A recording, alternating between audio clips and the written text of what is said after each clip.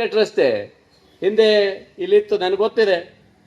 ನಾನು ಯಾರಿಗೂ ಹೆದರಿಸಿ ಬೆದರಿಸಿ ಬಿಡಬೇಕು ಹೆದರ್ಸ್ಬೇಕು ಅಂತ ಇಲ್ಲಿ ರೌಡಿಗಳನ್ನ ಹಾಕಿ ಬಿಡುವಂಥ ಅಲ್ಲ. ನಾನು ನಿಮ್ಮ ಪ್ರೀತಿಯ ಮನವೊಲಿಸಿ ನಿಮ್ಮ ಇಷ್ಟ ಬಂದಂಗೆ ನಿಮ್ಮ ಏನು ಕೇಳಿಕೆಗಳಿದ್ದಾವೆ, ನೀವೇನು ಬೇಡಿಕೆಗಳಿದ್ದಾವೆ, 1 by 1 ಮೀಟಿಂಗ್ ಮಾಡಿಸಿದ್ದೇನೆ ಡಿ ಸಿ ಅವರ ಹತ್ರ.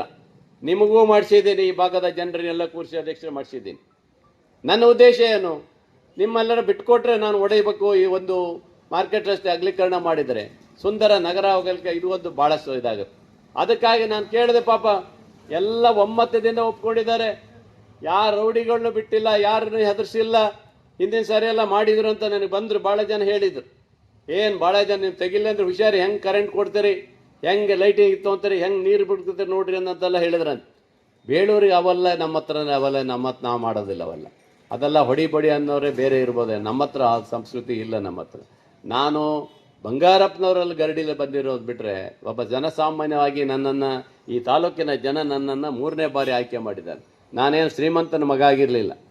ಬೇಳೂರಿನ ಮಡಸೂರು ಕೆರೆಯಪ್ಪನ ಒಬ್ಬ ಸಾಮಾನ್ಯ ಮಗ ನಾನು.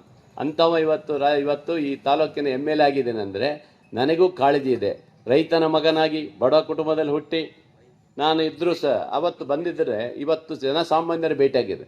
ಒಬ್ಬ ಶಾಸಕನಾದ ಮೇಲೆ ನಾನು ಸರ್ವಧರ್ಮದವರಿಗೆ ಸಮಾನತೆ ಇದ್ದೀನಿ. ಇಲ್ಲಿ ಯಾವುದೇ ಪಕ್ಷ ಗಿಕ್ಷ ನನ್ನ ಹತ್ರ ನಾನು ನೋಡೋದೇ ಇಲ್ಲ. ನನ್ನ ಹತ್ರ ಇರೋದು ಒಂದೇ ಮಾನವ ಮಾತ್ರ ನೋಡೋದು, ಮನುಷ್ಯನವನ್ನು ಮಾತ್ರ ನಾನು ನೋಡುವಂಥದ್ದಿದೆ. ನಮ್ಮ ಮನೆಗೆ ಯಾವತ್ತೂ ಬನ್ನಿ, ನನ್ನ ಮನೆಗೆ ಇವತ್ತು ಬಾಗಿಲೇ ಇಲ್ಲ ರೀ. ಗೋಪಾಲಕೃಷ್ಣ ಬೇಳೂರು ಮನೆಗೆ ಬೆಳಗ್ಗೆ 7ರಿಂದ 10 ಗಂಟೆ ಒಳಗೆ ಬಾಗಿಲೇ ಇಲ್ಲ. ಯಾರು ಬೇಕಾದರೂ ಬರ್ಬೋದು, ಬಂದು ನಾನು ಭೇಟಿ ಮಾಡ್ಬೋದು 10 ಗಂಟೆ ರಾತ್ರಿವರೆಗೆ. ನೀವೆಲ್ಲ ಬಂದಿದ್ದೀರಿ ಅನ್ನೋ ಗೊತ್ತಿಲ್ಲ ನನಗೆ. ಆ ರೀತಿ ಇಟ್ಟಿದ್ದೀವಿ ನಮ್ಮ ಮನೆಯಲ್ಲಿ ಇವತ್ತು. ಆ ರೀತಿಯ ನಮ್ಮ ಸೇವೆಯನ್ನು ನಾವು ಮಾಡ್ಕೊಂಡು ಬಂದಿದ್ದೀವಿ. ಬಿಟ್ಟರೆ ನಮ್ಮ ಯಾವುದೇ ನನ್ನ ಉದ್ದೇಶ ಏನು, ತಾಲೂಕಿನ ಜನ ಯಾಕೆ ಆಯ್ಕೆ ಮಾಡಿದ್ದಾರೆ? ಒಬ್ಬ ಗೋಪಾಲಕೃಷ್ಣ ಬೇಳೂರನ್ನ ಆಯ್ಕೆ ಮಾಡಬೇಕು, 10 ವರ್ಷ ರಾಜಕಾರಣ ಇಲ್ಲ ಅಂದಾಗ ಬೇಳೂರನ್ನ ಆಯ್ಕೆ ಮಾಡಿದಾರಲ್ಲ, ಸಾಮಾನ್ಯ ವಿಚಾರ ಅಲ್ಲ. ಆ ಒಂದು ವಿಚಾರವನ್ನೇ ಇಟ್ಕೊಂಡು ನಾವು ಇವತ್ತು ಈ ತಾಲೂಕಿನ ಜನರ ಋಣ ತೀರಿಸುವಂಥ ಕೆಲಸವನ್ನು ನಾವು ಮಾಡಬೇಕು. ನನಗೆ ಆದ್ಯತೆ ಕೊಟ್ಟಂಥ ಜನ ಮುಖ್ಯನೇ, ಬಿಟ್ಟರೆ ನಾನು ಯಾವ ಇದಕ್ಕೂ ನಾನು ಇದು ಮಾಡಲಿಕ್ಕೆ ಹೋಗೋದಿಲ್ಲ.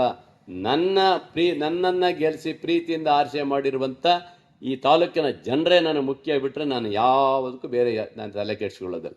ನೀವೆಲ್ಲ ಇವತ್ತು ಯಾರೇ ಇರ್ಬೋದು, ಯಾವುದೇ ಇವತ್ತು BJP ದಳ ಗಿಳ ಅನ್ನೋ ಪ್ರಶ್ನೆ ಇಲ್ಲ.